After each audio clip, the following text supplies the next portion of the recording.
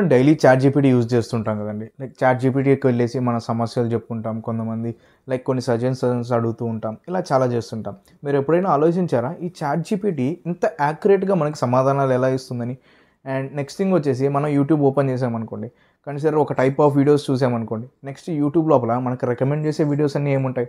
Same మనం చూసిన దానికి రిలేటివ్గానే వీడియోస్ ఉంటాయి అన్నమాట.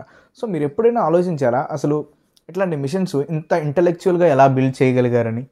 సో దీని వెనక ఉన్న ఫండమెంటల్ వచ్చేసి LLMs, like large language models. ఇది ప్రతి ఒక్కరికి తెలుసు అనమాట. కానీ రీసెంట్గా ఒక ప్రొఫెసర్ ఏం చెప్పాడంటే, ఒకవేళ కనుక మనం రియల్ ఆర్టిఫిషియల్ ఇంటెలిజెన్స్ బిల్డ్ చేయాలంటే, లైక్ ఏజీఐని బిల్డ్ చేయాలంటే ఈ ఎల్ఎల్ఎమ్స్ సరిపోవు అని అన్నాడు అనమాట. సో మనం కనుక ఈ ఆర్టిఫిషియల్ ఇంటెలిజెన్స్ని రియల్గా బిల్డ్ చేయాలంటే మనకి ప్రీవియస్గా జరిగిన డేటా మొత్తం తెలియాలి. అంటే ఈ ఆర్టిఫిషియల్ ఇంటెలిజెన్స్ ప్రస్తుతం ఉన్న ఈ ఎల్ఎల్ఎం మోడల్ కనుక అసలు ఎలాగ ఎగ్జిస్టెన్స్లోకి వచ్చింది, దీని ముందు ఎలాంటి థింగ్స్ ఉన్నాయని కనుక మనం తెలుసుకోగలిగామంటే మనం అంటూ ఈ ఎల్ఎల్ఎమ్స్ని బీట్ చేసే టెక్నాలజీని బిల్డ్ చేయొచ్చు అనమాట. సో మనం ఈరోజు ఫస్ట్ ఏం తెలుసుకోబోతున్నామంటే అసలు ఈ ఆర్టిఫిషియల్ ఇంటెలిజెన్స్ అనే కాన్సెప్ట్ ఎలా వచ్చింది అనేది. సో బ్యాక్ ఇన్ 1936 అనుకుంటాను, అలెన్ ట్యూరింగ్ అనే ఒక వ్యక్తి ఉండేవాడు. సో అలెన్ ట్యూరింగ్ వచ్చేసి మనుషులు చేసే పనులన్నింటినీ మిషన్ ద్వారా ఎందుకు చేయించకూడదు అనే ఒక థాట్ వచ్చిందనమాట అతనికి. సో ఆ థాట్ లోపల నుంచి అతను ట్యూరింగ్ మిషన్ అనే ఒకదాన్ని తయారు చేశాడనమాట.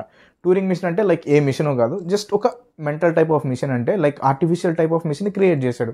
సో ఆ మిషన్కి నువ్వు వచ్చేసి లైక్ మనం ఇప్పుడు ఒక షాప్కి వెళ్ళాలని మనకు చిన్నపిల్లడు ఎవరో ఒకరు ఉంటారు అనుకోండి, మనం చెప్తాం కదా, అరే తమ్ముడు లైక్ ఈ షాప్కి వెళ్ళు, అతనికి డబ్బులు ఇవ్వు, తీసుకోనరా అని చెప్తాం. సో అలాగే అతను కూడా ఒక మిషన్ టైప్ ఆఫ్ థింగ్ని అనలైజ్ చేశాడనమాట. సో దానికి వచ్చేసి స్టెప్స్ ఇస్తాడనమాట. సో నువ్వు ఫస్ట్ స్టెప్ ఇది చేయి, సెకండ్ స్టెప్ ఇచ్చేయి, థర్డ్ స్టెప్ ఇచ్చేయి. సో అదేం చేస్తుంది, ఆ స్టెప్స్ వైజ్ కంప్లీట్ చేస్తుంది అనమాట. సో కంప్లీట్ చేసినప్పుడు దీన్ని ఏమంటాం మనం, ప్రస్తుతం ఉన్న ప్రోగ్రామింగ్ లాంగ్వేజ్ లోపలైతే sequential programming are conditional programming అంటారు. సో అప్పుడు వరకు ఉన్నది ఏంటి, జస్ట్ మిషన్కి ఏదో ఒకటి చెప్తాము, కండిషనల్ ప్రోగ్రామింగ్తో అది చేస్తుంది. ఓకేనా? సో ఇలాగే ఎన్ని డేస్ చేస్తుంది, మనిషి చెప్పాలి, షాప్కి వెళ్తాడు, ఒకవేళ షాప్కి వెళ్ళిన తర్వాత అక్కడ ఒకటి ఉండదు. సో దానికంటూ అది ఆలోచించి డెసిషన్ తీసుకోగలగాలన్నమాట. సో ఇలాంటి క్వశ్చన్ 1950లో మళ్ళీ అలెన్ ట్యూరింగ్కి వచ్చిందనమాట. So this is the base అనమాట. ఇదే మన రియల్ ఆర్టిఫిషియల్ ఇంటెలిజెన్స్కి మొదలు. సో అప్పుడు అతను ఏమనుకున్నా అంటే అలెన్ ట్యూరింగ్ వచ్చేసి మిషన్స్ ఎందుకు మనలాగా థింక్ చేయకూడదు అనే క్వశ్చన్ వచ్చింది అప్పటికి. సో ఆ క్వశ్చన్ లోపల నుంచి వచ్చినదే ప్రస్తుతం ఉన్న generative AI.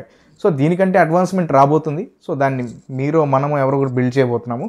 So Allen Turing అప్పుడు వేసుకున్న క్వశ్చన్ ఏంటంటే మిషన్స్ మనలాగా ఎందుకు ఆలోచించకూడదు అని. సో దీనికంటూ దీన్ని టెస్ట్ చేయడానికి ఒక టెస్ట్ని పెట్టాడు అనమాట, ట్యూరింగ్ టెస్ట్ అనేది. అసలు ఈ ట్యూరింగ్ టెస్ట్ అంటే ఏంటంటే మనం వచ్చేసి నేనున్నాను అనుకోండి, నేను ఒక ఇద్దరితో మాట్లాడుతుంటాను. సో ఆ ఇద్దరిలో ఒకరు చాట్లో మాట్లాడుతుంటాను, వాళ్ళు ఎవరో నాకు తెలియదు. సో ఒకరు వచ్చేసి మిషన్ అనమాట, రోబోట్ నాతో మాట్లాడుతుంటుంది, ఇంకొకరు మనిషి అనమాట. ఒకవేళ ఈ ఇద్దరు లోపల నేను ఎవరు రోబోట్ ఎవరు మనిషిని కనుక్కోలేకపోతే మిషన్ విన్ అయినట్టు అనమాట. సో ఇది ట్యూరింగ్ టెస్ట్ అనమాట. సో ఈ ట్యూరింగ్ టెస్ట్ అయిపోయిన తర్వాత అతను ఏఐ మీద ఇంకా కొంచెం రీసెర్చ్ చేయాలనుకున్నాడు. కానీ థింగ్ ఏంటంటే ఈ ఏఐ రీసెర్చ్ మీద ఇవేమి పెద్దగా మూవ్ అవ్వట్లేదని చెప్పి దీనికి ఫండింగ్ ఆపేశారు. ఒకసారి కాదు 2 సార్లు. సో 2 సార్లు ఏఐ మీద ఇంట్రెస్ట్ పోయి 2 times ఫండింగ్ ఆపినా కానీ ప్రస్తుతం మనం ఇప్పుడు ఏ స్టేజ్లో ఉన్నామో మీకే తెలుసు అనమాట.